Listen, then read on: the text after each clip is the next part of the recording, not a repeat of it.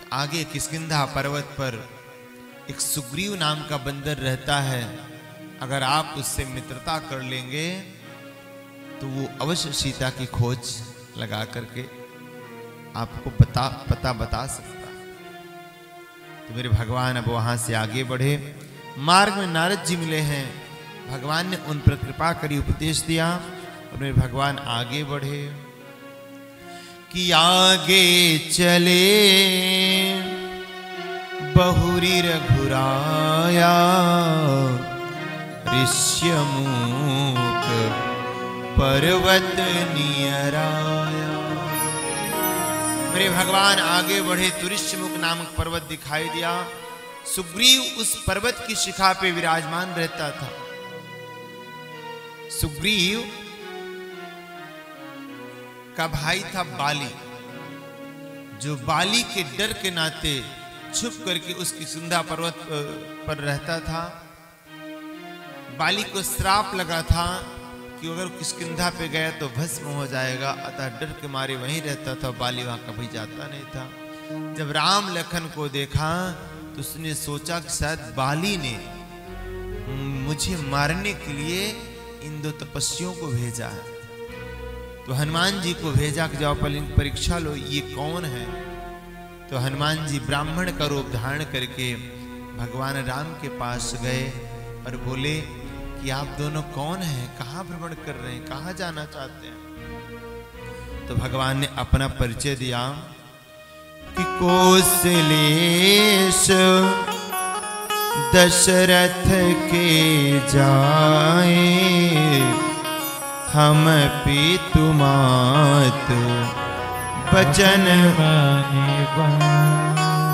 राम नाम लछि मन दो भाई, संग में नारी सुख मारी सुहाई, यहाँ हरि निशि चरबै देहि, विप्र फिरहि हमें खोजत तेहि, आपन चरित कहा मैं गाई, कहूँ विप्र निज कथा बुझाई। जब परिचय पूछा तो मेरे भगवान ने कहा मेरा नाम राम और लक्ष्मण है, हम अयोध्या नरेश दशरथ के पुत्र हैं। माँ के वचन को मान करके मैं वन में आया और यहाँ पर निशाचर ने मेरी वैदेही का हरण कर लिया। मैं उन्हीं को ढूंढते हुए इधर उधर भाग रहा हूं, भ्रमण कर रहा हूं। अब जब सारा एड्रेस ले लिए तो भगवान राम ने कहा कि अब अपने बारे में बताइए, आप कौन हैं। तो हनुमान जी कहते हैं कि नाथ शैल पर कपिपति रहई, सो सुग्रीव दास तव अहै। प्रभु मैं सुग्रीव वानर राज का दास हूं और सुग्रीव सभी बंदरों का राजा है। देखिए यह हनुमान झूठ बोल रहे। सुग्रीव अगर राजा होता तो बालिश को छुप के रहता। लेकिन प्यारे अगर झूठ बोलने से परमार्थ हो रहा है तो झूठ बोल देना चाहिए। क्यों झूठ बोले हनुमान जी महाराज? वो इसलिए अगर भगवान राम सुग्रीव से मित्रता कर लेंगे तो मुझे भगवान की सेवा करने का अवसर प्राप्त होगा। वैसे प्यारे 6 जगह झूठ बोलने से पाप नहीं लगता। प्रेम से कहिए श्री राधे। शुक्राचार्य जी का मत है। बोले कहीं आपके प्राण संकट में हो और आपको लगता है कि एक झूठ बोलने से मेरे प्राण बच जाएंगे, तो वहां झूठ बोलने से कोई दोष नहीं लगता। दूसरा, कोई गाय को कसाई दौड़ा रहा और गाय भागती हुई आपके घर में आके छुप गई, एग्जाम्पल, और कसाई पूछे क्या मेरी गाय यहां पर आई भैया? तो अगर आपके एक झूठ बोलने से उस गाय के प्राण बच जा रहे हैं, धर्म की रक्षा हो जा रही है, तो वहां झूठ बोलने से कोई पाप नहीं लगता। 2,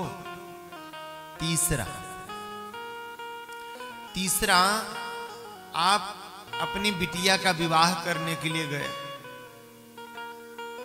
आपको लगता है कि एक झूठ बोलने से मेरी बिटिया का घर बस जा रहा है, उसको अच्छा घर बर मिल जा रहा है, तो झूठ बोलने से कोई पाप नहीं लगता। अभी आप देखें, कभी शादी करने वाले आएंगे तो अपनी बिटिया की पूरी बड़ाई करें, महाराज जी मेरी बिटिया ने पूरे घर को संभाल रखा। हाँ, जब से बिटिया बड़ी भई है मां को कुछ नहीं करने देती, और मेरी बिटिया तो एकदम गऊ है, एकदम सीधी साधी। वो तो शादी के बाद पता चलेगा कितनी बड़ी गऊ है। बोलो राधे राधे। हाँ, सब लोग अक्सर यही कहते, कोई अपनी बेटी की बुराई नहीं करता, तो यहां पर कोई पाप नहीं लगता। उसके बाद व्यापार में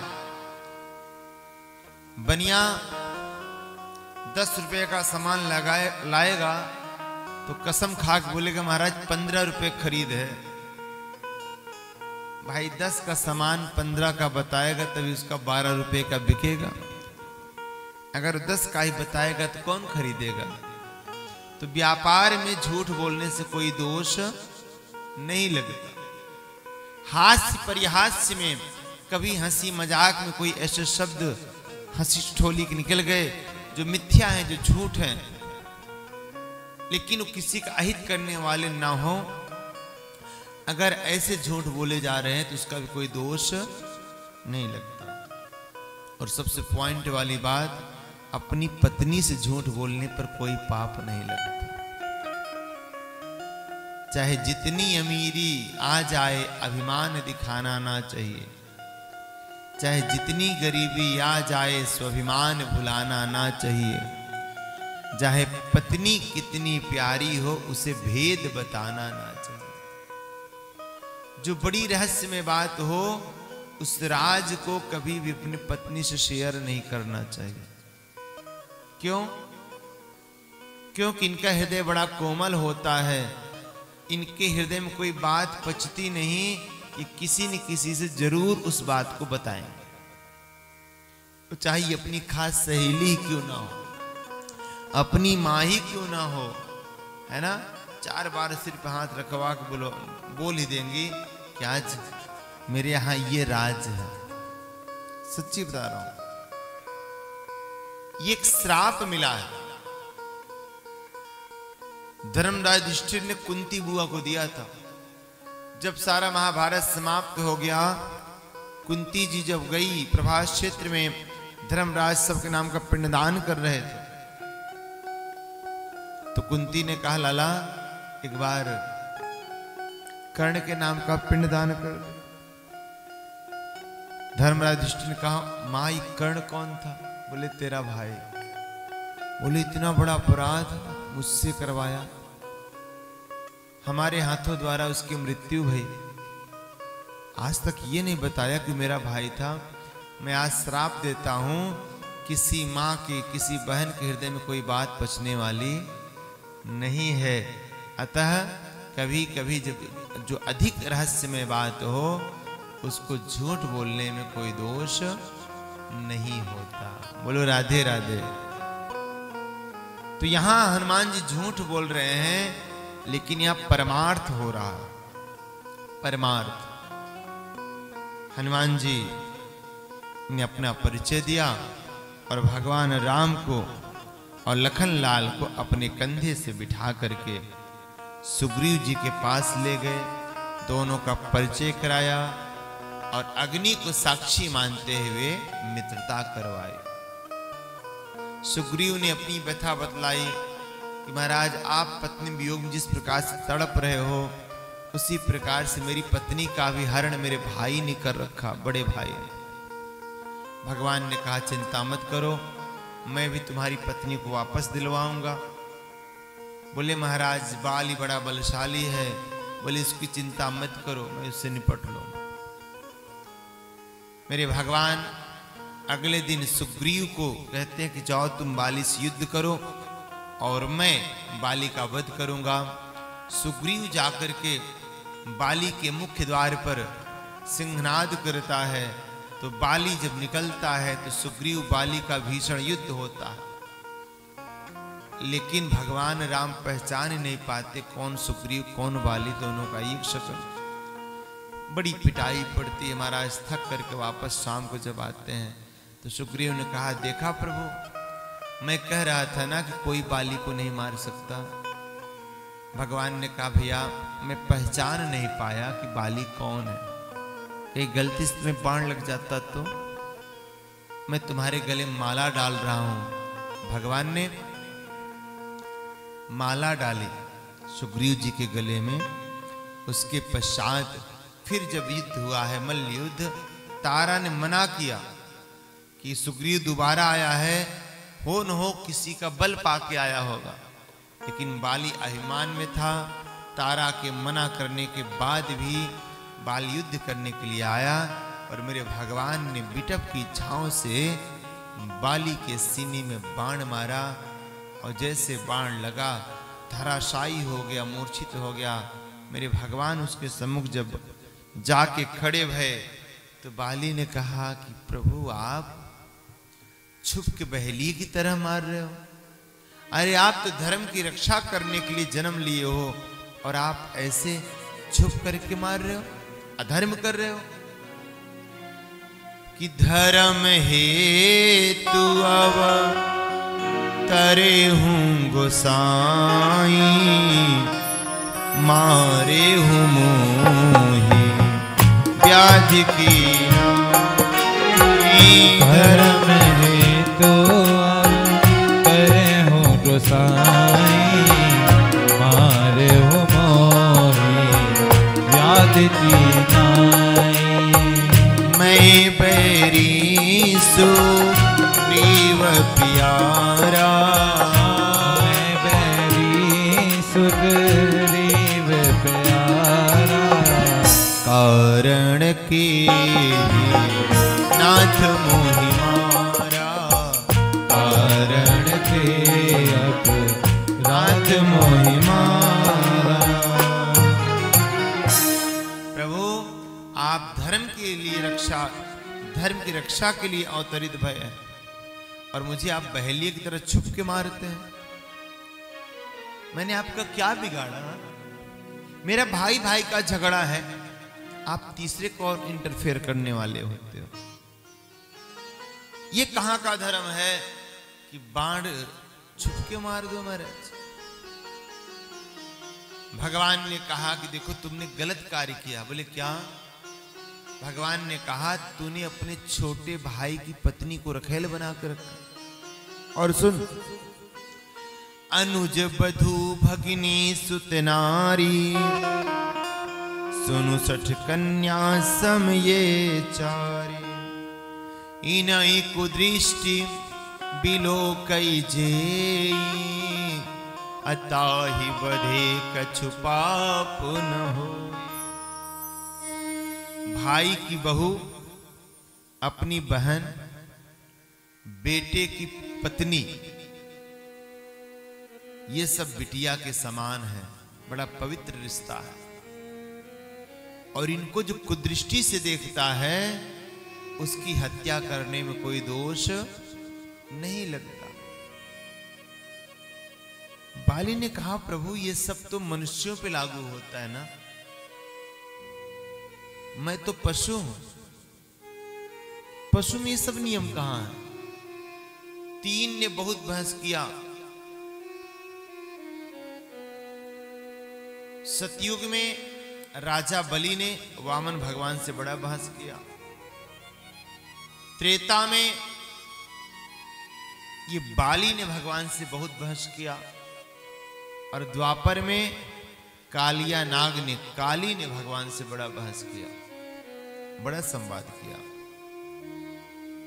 बोले प्रभु मैं तो पशु हूं, ये कहां से नियम मेरे ऊपर लागू होता है? तो भगवान ने कहा अरे पापी, तू अभिमानी है, तेरी पत्नी ने बार बार मना किया, फिर भी तू नहीं माना, अतः मैं तेरे अभिमान के लिए तुझको मारा पापी। बाली ने कहा प्रभु आप बार बार मुझे पापी क्यों कह रहे हैं? अरे आपका ही तो वचन है कि सन्मुख होई जीव मोई जबहि, जन्म कोटि यघ नाशहि तबहि। आपका ही तो वचन है कि पापी से पापी जीव अगर मेरे सन्मुख आ जाए और मेरी दृष्टि उस पर पड़ जाए तो उसके करोड़ों जन्म के पाप नष्ट हो जाते हैं। तो प्रभु आप कब से मुझको देख रहे हो? क्या अभी तक मेरा पाप कटा नहीं? क्या मैं अभी भी पापी हूं? भगवान राम ने कहा अच्छा ठीक है, कोई बात नहीं, अगर तू कह तो अचल करहूं तनु राखूं प्राणा, बाल कहा सुन कृपा निधाना। भगवान ने कहा चल कोई बात नहीं, तुझे मैं जिंदा कर देता हूं। बाली ने कहा नहीं नहीं प्रभु, आप क्यों जिंदा करोगे? मुझे मर जाने दीजिए। क्यों? क्योंकि इस दृश्य को देखने के लिए लोग जन्म जन्म मुनि यतन कराही, अंतराम कही आवत नाही। जन्म जन्मांतर लोग प्रयत्न करते हैं, फिर भी अंत समय भगवान का नाम मुख से नहीं निकलता। मैं कितना सौभाग्यशाली हूं कि मेरे करुणा निधान भगवान मेरे सम्मुख खड़े हैं और मैं अपने शरीर को त्याग रहा हूं। ऐसा कहकर उसने अपने पुत्र अंगद को भगवान का दास बना दिया कि लीजिए महाराज, मेरा उत्तराधिकारी, मेरा बेटा, आप इसको अपने शरण में लीजिए। कि यह तनय मम सम विनय बल, कल्याण पद प्रभु लीजिए। ग्रह बार सुर नर नाहयापन, दास अंगद कीजिए। लीजिए महाराज।